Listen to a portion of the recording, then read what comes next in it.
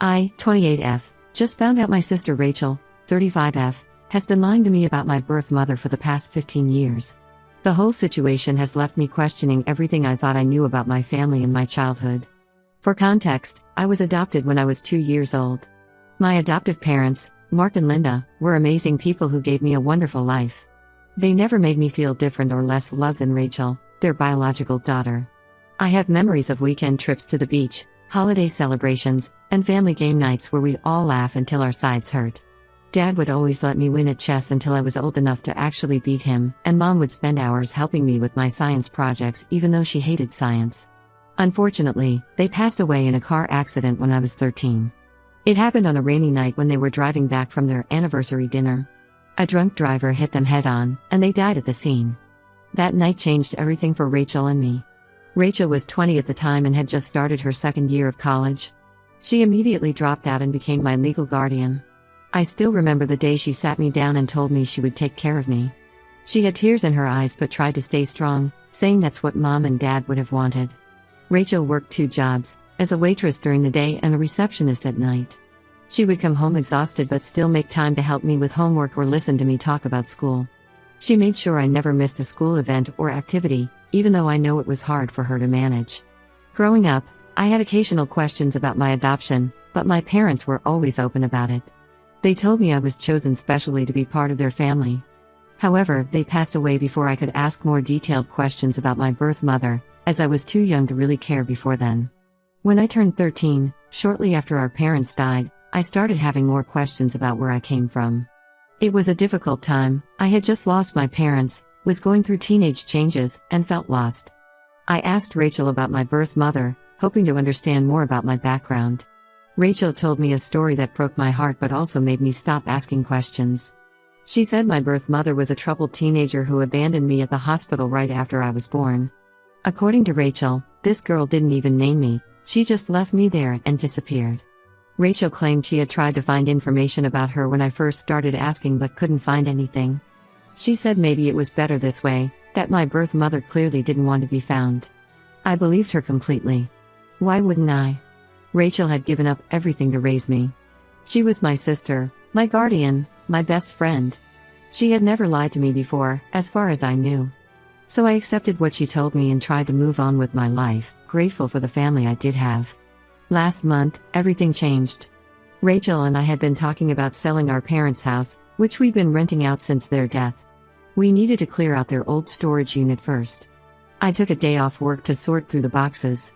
Most of it was typical stuff, old furniture, holiday decorations, photo albums. Then I found a box labeled Emma's Adoption tucked away in the corner. Inside were documents I'd never seen before, my original adoption papers, court records, and most importantly, letters. Dozens of letters from my birth mother to our parents, starting from when I was 4 until I was 12. As I sat there on the dusty storage unit floor reading them, my whole world turned upside down. My birth mother's name was Sarah. She was 16 when she had me, and contrary to what Rachel told me, she hadn't abandoned me. The letters revealed that she had made an open adoption agreement with my parents.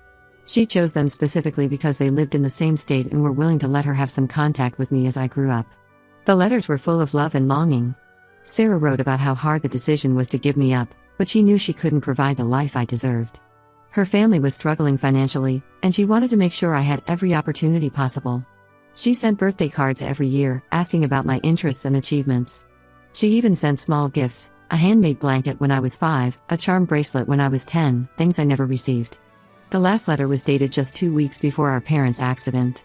In it, Sarah was asking if she could finally meet me on my upcoming 13th birthday. She wrote about how she'd finished college, had a stable job, and hoped that maybe now we could have some kind of relationship. She included photos of herself. I looked just like her. I spent hours in that storage unit, crying and reading every letter multiple times. Then I gathered them all and went home to confront Rachel. When I walked in, she was making dinner like it was any other night. I spread the letters on our kitchen table and watched her face change as she realized what they were. At first, she tried to deny everything. She said she didn't know about the letters, that maybe Mom and Dad had kept them secret.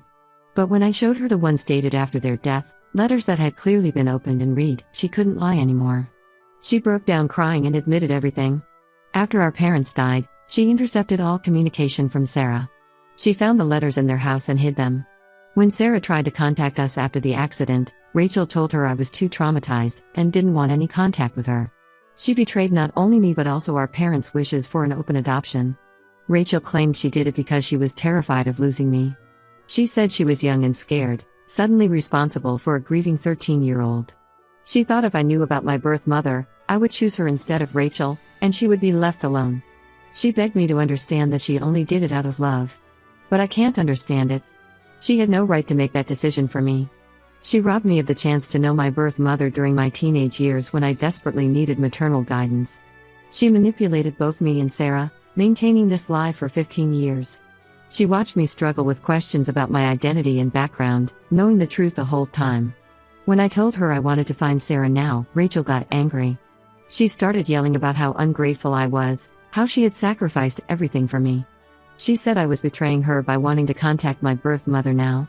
But I think she's the one who betrayed me. I couldn't stay in our apartment after that. I packed some clothes and went to stay with my friend Kate. Rachel keeps calling and texting, saying she only did it because she loved me and was afraid of losing me. But I can't forgive her for making such a huge decision about my life without my knowledge or consent. Ida for wanting nothing to do with her right now? Update 1, it's been 3 weeks since my last post. The support and advice I received from everyone was overwhelming. Many people suggested I try to find my birth mother, and after a lot of thought, that's exactly what I did. After moving out of the apartment I shared with Rachel, I stayed with my friend Kate. She helped me find a reputable private investigator who specialized in adoption cases. I used some of my savings to hire him, figuring it was worth the cost to finally get answers. The pie worked faster than I expected. Within a week, he found Sarah living just 2 hours away from our city. She's 42 now, married to a man named David, and they have 2 children, my half-siblings. The pie provided me with her email address and current phone number, along with assurance that she had no criminal record and seemed to be living a stable life. I spent 3 days drafting and redrafting an email to her. How do you even start a message like that? Eventually, I kept it simple. I explained who I was, mentioned finding her letters, and asked if she would be willing to meet. I hit send at 2 a.m., then couldn't sleep all night wondering if I'd made the right decision. She responded just hours later. Her email was emotional. She said she'd never stopped thinking about me and had always hoped I would reach out someday. We arranged to meet that weekend at a coffee shop halfway between our cities. I was a nervous wreck the morning of the meeting. Kate drove me there because my hands were shaking too much to drive safely. I arrived early and got a table in the corner, my heart pounding every time someone walked in. Then Sarah arrived. I recognized her immediately from the photos in her letters, even though they were years old. She looked so much like me. We have the same curly brown hair and green eyes. She stood in the doorway scanning the cafe, and when our eyes met, we both started crying. The next few hours were intense. Sarah had brought a photo album she'd kept of me since I was a baby. She had copies of every school photo my parents had sent her, pictures from dance recitals and school plays that I didn't even remember. She had saved everything. But then she told me something that made my blood run cold. After my parents died, she had actually come to our house to check on me. She was worried about how I was coping with the loss. Rachel met her at the door and told her I was too traumatized to see anyone. According to Sarah, Rachel said I had specifically stated I didn't want to meet my birth mother because it would be too overwhelming on top of losing my parents. Sarah was heartbroken but respected what she thought were my wishes. She didn't want to cause me more pain during an already difficult time. Still, she wanted to help somehow. That's when she revealed something that floored me. She had been sending money every month to help with my expenses after our parents died. Rachel had never told me about this money. Sarah showed me copies of the checks she'd sent, $500 every month for years. She said Rachel had told her the money was being put into a college fund for me. I felt sick to my stomach. When I got home, I immediately started going through my old bank statements. Sure enough, there were monthly deposits from an account I didn't recognize, but they stopped when I turned 18. Rachel had been receiving this money, thousands of dollars, and keeping it for herself. I called Rachel that night, my hands shaking with anger. At first, she tried to deny knowing about any money. But when I told her I'd seen copies of the checks, she changed her story. She admitted to using the money for our expenses, but when I pressed her, she revealed she'd spent most of it on herself, new clothes, a used car, and even a vacation with her boyfriend at the time. Her justification made me even angrier. She said she deserved the money for giving up her college education to raise me. She talked about how hard it had been to be a guardian at 20, how she'd sacrificed her youth for me. When I pointed out that she had chosen to accept that responsibility and that the money was meant for me, she got defensive and started crying about how ungrateful I was. The conversation ended with her screaming that she was the only real mother I had because she had actually raised me. She said Sarah gave up that right when she gave me up for adoption. I hung up on her. I spent that night going through more of the letters I'd found. There were birthday cards with checks that I'd never received, holiday cards with gift cards that had never made it to me. All these years, Rachel hadn't just been lying about my birth mother, she'd been stealing from me too. Sarah has invited me to dinner at her house next weekend to meet her husband and my half-siblings. I'm nervous but excited. Meanwhile, Rachel keeps leaving voicemails alternating between angry accusations and tearful apologies. I've blocked her number. I always thought Rachel sacrificed everything to take care of me. Now I'm realizing she also sacrificed my right to know my own history and stole money that was meant to help with my upbringing. I can't help but wonder what else she lied about. Update 2: 2 months have passed since I met Sarah, and so much has changed. I've been spending weekends at her house, getting to know her family. My half-siblings, Amy, 14, and Jack, 12, are amazing kids. They were excited to meet their big sister, and we've already developed inside jokes and shared interests. Jack and I both love building Lego sets, while Amy and I share a passion for true crime podcasts. Sarah's husband David has been incredibly welcoming too. He knew about me from the beginning of their relationship and had encouraged Sarah to keep trying to contact me over the years.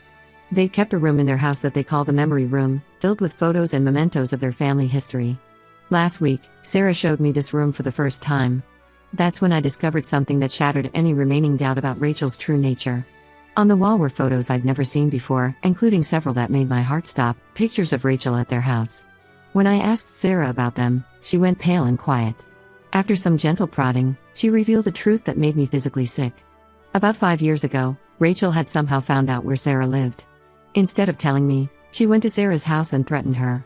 Rachel told Sarah that if she didn't pay extra money beyond the monthly support, Rachel would tell me horrible lies about Sarah being a drug addict who had abused me before giving me up for adoption.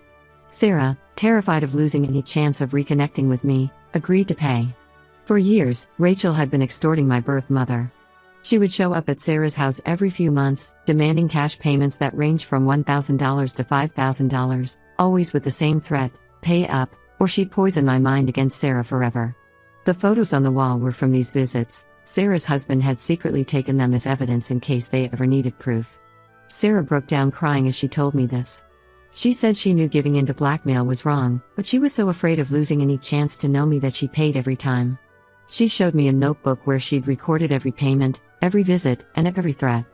The total amount was staggering, over $50,000 across 5 years. I drove straight to Rachel's apartment.